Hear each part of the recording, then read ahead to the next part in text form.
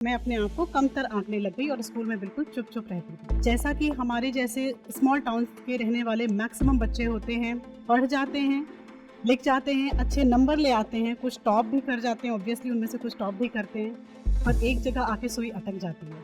जानते हैं क्या है वो? वो हमारा कम्युनिकेशन होता है।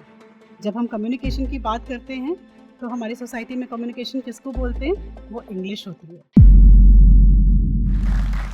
मैं अपने गाँव से या इनफैक्ट आस-पास के कई गाँव से वो पहली लड़की थी जिसने को-एजुकेशन स्कूल में जाना स्टार्ट किया। को-एजुकेशन समझते हैं?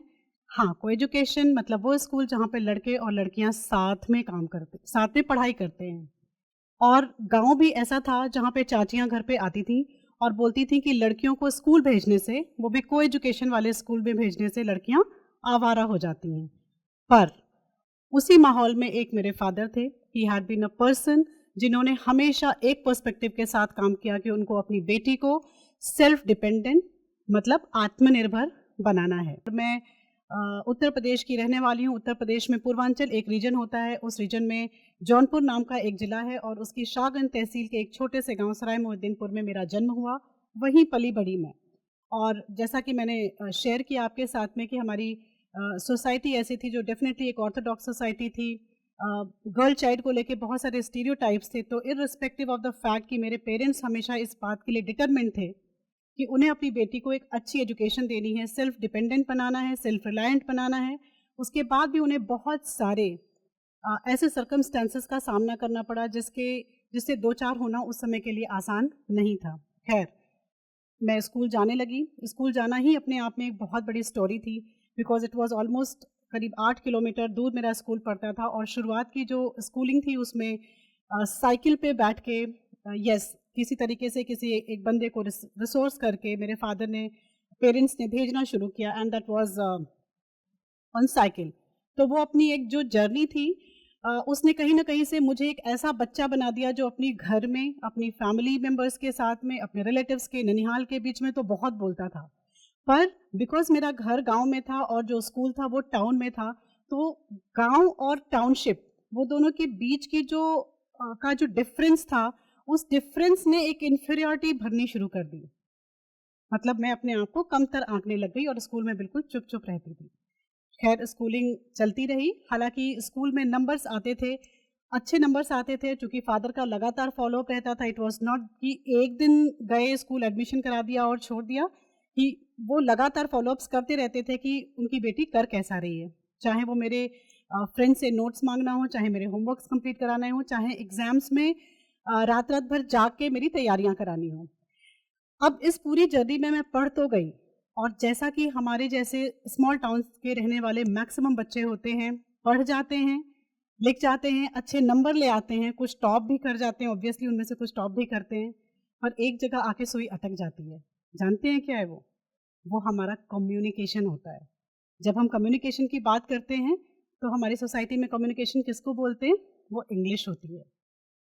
हम अपने आप को प्रेज़ेंट कैसे करते हैं? That is definitely the presentation skills और उसमें भी हमें लगता है कि हम कहीं बहुत पीछे छूट जाते हैं और हमें ये महसूस कराने में बड़े शहरों के जो बच्चे होते हैं, जिनकी एजुकेशन, पर्सनैलिटी, ग्रूमिंग डेफ़िनिटली बहुत ही अपग्रेडेड क्लास की होती है, वो भी पूरा-पूरा रोल निभाते हैं।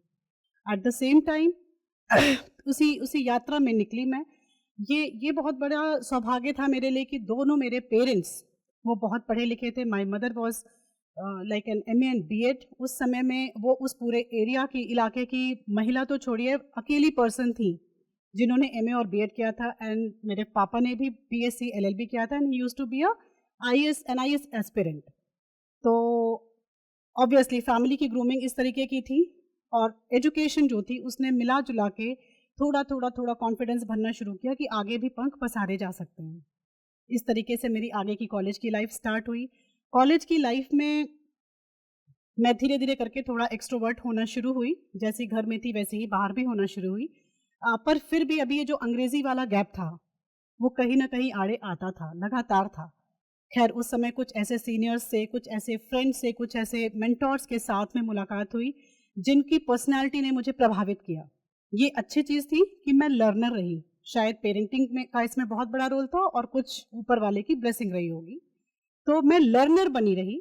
लगातार हर वो व्यक्ति जो जो मुझे लगता था कि सोसाइटी में छोटे या बड़े किसी भी तरीके का चेंज ले आ रहा है और उसका व्यक्तित्व मुझे प्रभावित कर रहा है, उनसे सीखने की कोशिश करती रही, ऊर्जा लेती रही। इस पूरी जर्नी में एक चीज़ और मैं बहुत स्ट्रांगली मेंशन करना चाहूँगी। आपने सोचा होगा कि जिसके पेरेंट्स ने इतने सैक्रिफाइसेस करके बेटी को इतने सारे चैलेंजेस को झेलने के बाद भी आगे बढ़ाने का सपना देखा और उस सपने को ज़िंदा रखने की का पूरा काम किया, उसकी बच्ची भी ऑब्वियसली बहुत शार्प, बहुत इंटेलिजेंट और बहुत प्रोग्रेसिव रही होगी। I will take a pause here. मैं बिल्कुल वैसी नहीं थी। I was a complete directionless, aimless child. जब मेरे पापा मुझे स्कोल्ड करते थे कि पढ़ाई नहीं करेगी तो बर्तन मांजेगी, विद ड्यू रिस्पेक्ट आज के समय में मैं मानती हूँ कि बर्तन मांजना भी कोई बुरा काम नहीं है, पर उस समय मैं सोचती थी बर्तन मांजने की क्या ज़रूरत है, किसी अमीर आदमी से शादी हो जाएगी, आराम से रानी बन के रहूँगी घर में। सो वो आप समझ सकते हो कि किस एक्सटेंट का वेगनेस थी दिमाग में। बस पापा कह रहे हैं, पुश कर रहे हैं, इसलिए चलो पढ़ लेते हैं। वही स्टोरी स्कूल से लेके कॉलेज तक गई।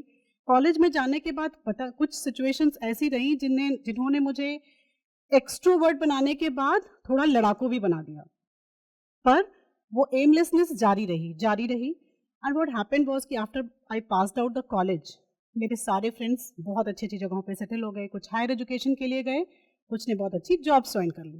And that was the time कि मुझे लगा कि नहीं, अब बहुत हो गया, बहुत लड़ाइयाँ कर ली, बहुत डायरेक्शनलेस लाइफ जी ली, अब मुझे अपने ऊपर कुछ, अपने लिए और अपने पेरेंट्स के लिए कुछ करना चाहिए। इसी कॉन्टेक्स्ट में 2005 में मैंने अपनी पहली नौकरी ज्वाइन की और चूंकि मेरा कॉलेज फार्मेसी से रिलेटेड था, आई डिड बी फार्मेसी, तो फार्मास्यूटिकल इंडस्ट्री में सेल्स का प्रोफाइल चूज़ किया मैंने। अब सेल्स का प्रोफाइल चूज़ किया, अगर आप जानते हैं, आप में से कोई भी सेल्स का है, वो भी फार्मास्यूटिकल सेल्स को बिलोंग करता है, तो आपको ये पता होगा कि pharmaceutical sales is all about meeting doctors, और doctors are one of the सबसे एलीट क्लास ऑफ सोसाइटी माने जाते हैं।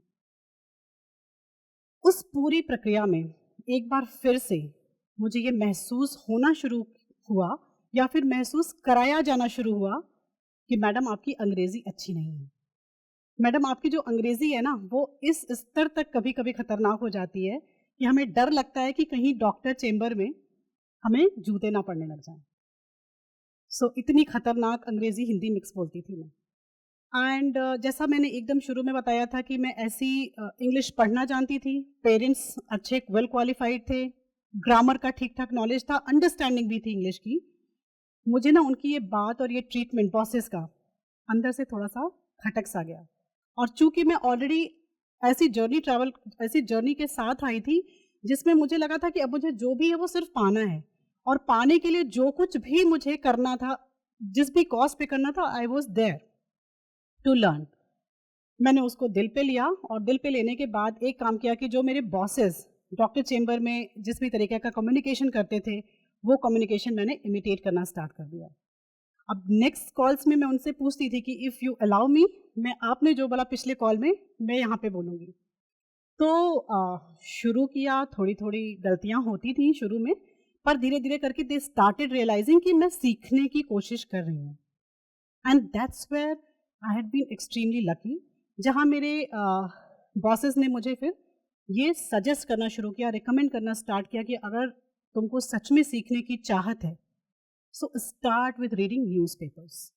अब आप सोचो कि एक लड़की जिसको बिल्कुल भी इंटरेस्ट नहीं था इंग्लिश रीडिंग में, नॉलेज भी वैसी नहीं थी उस स्केल की, वो एकदम से एडिटोरियल्स तो नहीं पढ़ने लग जाएगी। पर मुझे रास्ता भी ढूँढना था। उस रास्ता ढूँढने के प्रोसेस में मुझे लगा क्या ऐसा पढूँ जो मेरे लिए मज़ेदार भी हो और मैं लर्निंग भी कर सकूँ। और इसी प्रोसेस में मैंने ये जो लखनऊ टाइम्स या जितने भी मसाला न्यूज़ के न्यूज़पेपर्स होते हैं, पहले उससे शुरुआत की, जिसमें एक्टर्स हैं, एक्ट्रेसेस हैं, गॉसिप्स हैं, सारी फर्जी news to be very honest, वो पढ़नी शुरू की। धीरे-धीरे मेरी वोकैब्युलरी बढ़ने लग गई, स्ट्रेंथन होने लग गई। उसके बाद मैं दूसरा बहुत बड़ा श्रेय दूँगी चेतन भगत जी को। He had been a mentor for me when it comes to Angrezi learning, क्योंकि बहुत सारे शायद अंग्रेज़ी के जो जिज्ञासु और लर्नेड लोग हैं, वो चेतन भगत की बुक्स को किसी भी कैटेगरी में डाल सकते हैं, पर मेरे लिए वो गुरु हैं। मतलब 3 से 4 महीने में मैंने 3 या 4 उनके नॉवेल्स कंप्लीट कर डाले और उसने मुझे बहुत सारा हेल्प किया। एक और चीज़ जिसको मैं बहुत ज़्यादा श्रेय देना चाहूँगी कि आपको जो भी आता है, बहुत सारे लोग अंग्रेज़ी लर्निंग करते हैं, स्पोकन कोर्सेज़ करते हैं, पर जब बोलना होता है तो वो उतने सक्सेसफुल क्यों नहीं हो पाते हैं? उसका एक रीज़न बहुत बड़ा ये होता है कि उनको प्लेटफ़ॉर्म नहीं मिलता है कि बोलें किससे। जब प्रैक्टिस करेंगे तब तो गाड़ी चलाना सीख लिया, पर अगर गाड़ी है नहीं और अगर आप लगातार ड्राइव नहीं कर रहे हो, तो क्या सीख पाओगे? No, you can not master it, you can just be a knower of it. पर मेरी जो सेल्स की प्रोफाइल थी, जिसमें मुझे हर दिन 11, 12 या 15 लोगों से मिलना होता था, उनसे बात करने की कोशिश में मैं दिमाग में फ्रेम करती थी एक स्टेटमेंट कि हिंदी में क्या है, फिर उसको ट्रांसलेट करने लग गई और ट्रांसलेट करके बोलने की कोशिश करती थी। थोड़ी-थोड़ी गड़बड़ियाँ होती थी, बट हमारी फ्रेटर्निटी, फार्मास्यूटिकल फ्रेटर्निटी ये मानती थी कि जो मेडिकल रेप्स आते हैं, वो उनकी इंग्लिश, स्पोकन इंग्लिश बहुत एवरेज होती है, ठीक है? ये हो गई जर्नी मेरी इंग्लिश लर्निंग की कि कैसे बोलना है।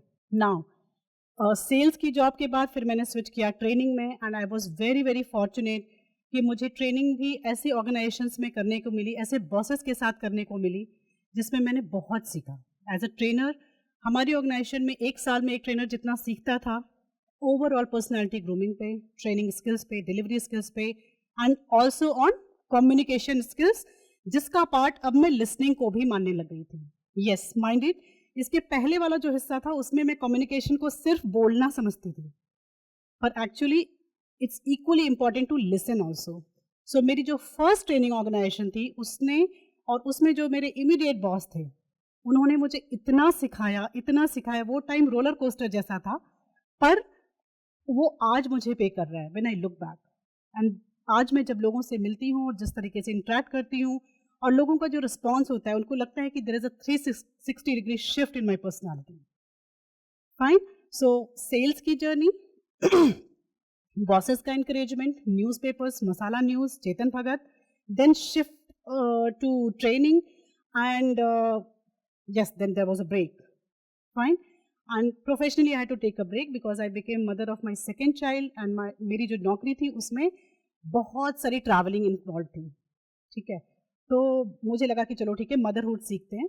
और मदरहुड सीखते समय जब मेरे बच्चे स्कूल जाने लग गए, कुछ उनसे इंग्लिश सीखी। ऑब्वियसली द किड्स आर, आज के बच्चे हमारी जनरेशन से डेफिनेटली ज़्यादा स्मार्ट हैं, तो एक हिस्सा वो रहा। प्लस उसी दौरान मैंने अपने आप को अपस्किल करने के लिए कि मेरी मदर ऐसा मानती थी कि जब महिलाएं होम मेकिंग में होती हैं, फैमिली वे पे होती हैं, तो वो एक बहुत अच्छा समय होता है जब वो अपने ऊपर इन्वेस्ट कर सकें, एंड फॉर हर इन्वेस्टमेंट का मतलब पढ़ाई। तो मैंने फर्स्ट प्रेगनेंसी में एमए सोशियोलॉजी किया, सेकेंड प्रेगनेंसी तो नहीं, डिलीवरी के बाद after I took my break मैंने लॉ में एडमिशन किया, और लॉ ने मेरी लाइफ को ट्रांसफॉर्म कर दिया। फाइन, अभी तक इंग्लिश सीखना, फिर communication, listening and speaking, and then क्या क्या बोलना है और क्या क्या सुनना है, यहाँ तक अटका हुआ था मामला। जब मैंने लॉ की पढ़ाई शुरू की, उसी टाइम धीरे धीरे करके मेरा सोशल वेलफेयर के साथ नाता जुड़ा। तो अब ये सीखना बहुत इम्पॉर्टेंट था कि क्या बोलना है और क्या सुनना है, उसके साथ साथ ये भी इम्पॉर्टेंट है कि क्या नहीं बोलना है। सो एक तरीके से इट बिकेम अ पूरा पूरा पैकेज, बोलना सीखना, सुनना सीखना, और उसके बाद ये सीखना कि क्या नहीं बोलना है।